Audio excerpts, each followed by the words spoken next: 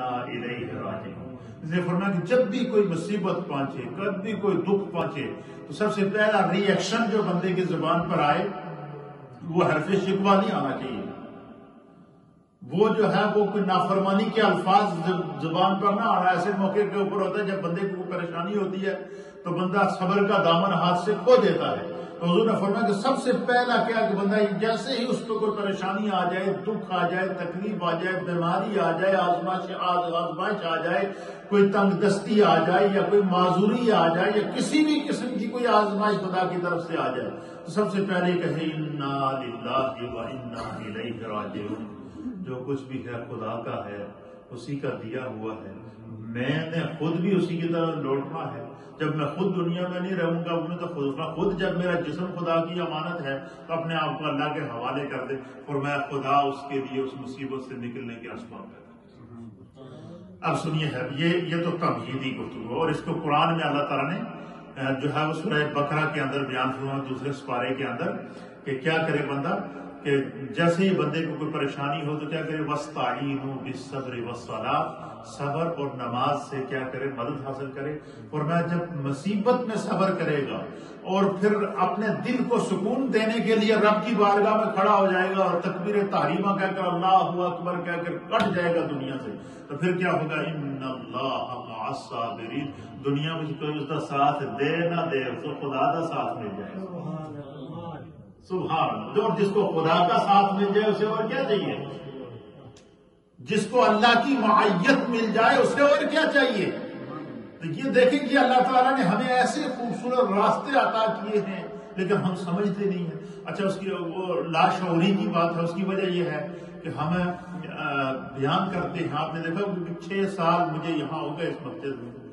میں نے کوئی ایسا جمعہ نہیں ہے، کوئی ایسا درس نہیں ہے جو لوگ کنٹینیو ہمارا درس سنتے ہیں۔ آپ نے دیکھا ہوگا کہ ہر درس ہمارا نیا ہوتا ہے، نئے موضوعات ہوتے ہیں، نئے ٹاپک ہوتے ہیں،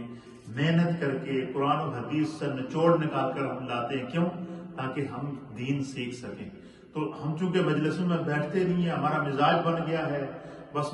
سر سے بس بوجھ اتارو نکلو، ابھی باہر جا کر ہم نے گھومنا ہی ہے یا گھر میں بیٹھ کر ٹی وی دیکھنے ہیں یا فلمیں دیکھنی ہیں یا ڈرامے دیکھنے ہیں اور کیا کرنا ہے۔ لیکن اگر کیا ہم ہفتے میں ایک گھنٹہ اللہ کے لیے نکال لیں اور دین کو سیکھ کر یہ کریں کہ ہم اپنی زندگی کی ان مشکلات کو دین سے رہنمائی حاصل کریں گے تو انشاءاللہ یہ ساری مشکلات ہماری دور ہو سکتی ہیں۔ تو یہ آیات قرآنی ہمیں کیا سبق دے رہی ہیں کہ مشکل آ جائے تو صبر کس سے کام لو اور نماز پڑھا دو۔ 5 وقت کی جو نماز ہے وہ تو ہے ہی ہے،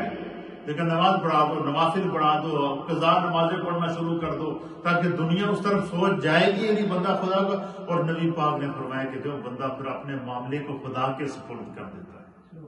اپنے آپ کو، اپنے کاروبار کو، اپنی سوچ کو، اپنی اولاد کو، اپنے مال کو، اپنی دولت کو اور اپنی ہر مصیبت پریشانی کو اپنے رب کے حوالے کر کے اللہ کا ہو جاتا ہے، اللہ اکبر کا نعرہ لگا کر دونوں ہاتھوں کو باندھنے کا مقصد کیا کہ اللہ میں نے سلنڈر کر دیا، تیری رحمت پر ہو، تیری رحمت کا امیدوار ہوں، تیرے کرم کا امیدوار ہوں، تیری عطا کا امیدوار ہوں۔ بندہ جب اپنے آپ کو اس نیت سے، اس لیے حضور علیہ الصلوۃ والسلام نے فرمایا کہ نیت المؤمن خیر من عملہ، کہ مومن کا جو نیت ہوتی ہے اس کے عمل سے بہتر ہوتی ہے۔ کیوں؟ کہ نیت جو بندہ اس نیت سے کھڑا ہو جائے کہ اللہ یہ پریشانی آ گئی، میں کمزور ہوں، میرے جسم میں اتنی طاقت نہیں، میرے اتنے تعلقات نہیں،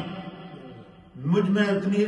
اس لیے حضور علیہ السلام نے فرمایا قرآن میں اللہ اس طرح اشارہ دیتا ہے سورہ بقرہ کی آخری آیت کے اندر کہ جب اللہ سے دعا کرو تو یہ دعا ضرور کیا کرو، ربنا ولا تحملنا ما لا طاقت لنا بہ، اللہ اکبر، کیا اللہ مجھ پر کوئی ایسا بوجھ نہ ڈالنا کہ جس کی اٹھانے کی مجھ میں ہمت نہ ہو، کسی ایسی آزمائش میں نہ ڈالنا۔ جب بندہ اپنے آپ کو خدا کے سپرد کر دیتا ہے تو پھر کیا ہوتا ہے، اللہ تعالیٰ غیر سے اس کے لیے کیا کرتا ہے، حضور نے فرمایا کہ پھر جب بندہ کہہ دیتا ہے کہ اللہ سب کچھ تیرا ہی ہے، پریشانی آ گئی تو تیری طرف آیا، خوشی آئی پھر بھی تیری طرف رجوع کرتا ہوں،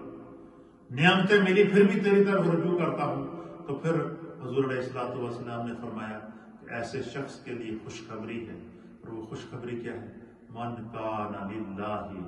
وکان اللہ لہ، فرمایا جڑا خدا دا ہو جاتا ہے خدا اس دا ہو جاتا ہے، جو خدا کا ہو جائے، من کان للہ، جو اللہ کے کا ہو جاتا ہے، وکان اللہ لہ، تو خدا اس کا ہو جاتا ہے،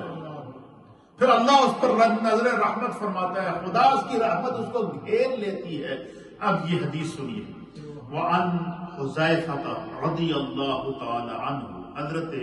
سیدنا حذیفہ رضی اللہ تعالی عنہ اس حدیث کے راوی ہیں کہ نبی کو قال، آپ فرماتے ہیں کہ کان النبی صلی اللہ تعالی علیہ وآلہ وسلم اذا حزبہ امر صلی، حضور نبینا علیہ السلام نے فرمایا کہ حضرت حذیفہ کہتے ہیں کہ نبی اکرم صلی اللہ تعالی علیہ وسلم کی یہ عادت مبارکہ تھی، حضور علیہ السلام کی یہ عادت مبارکہ تھی۔ اب دیکھیے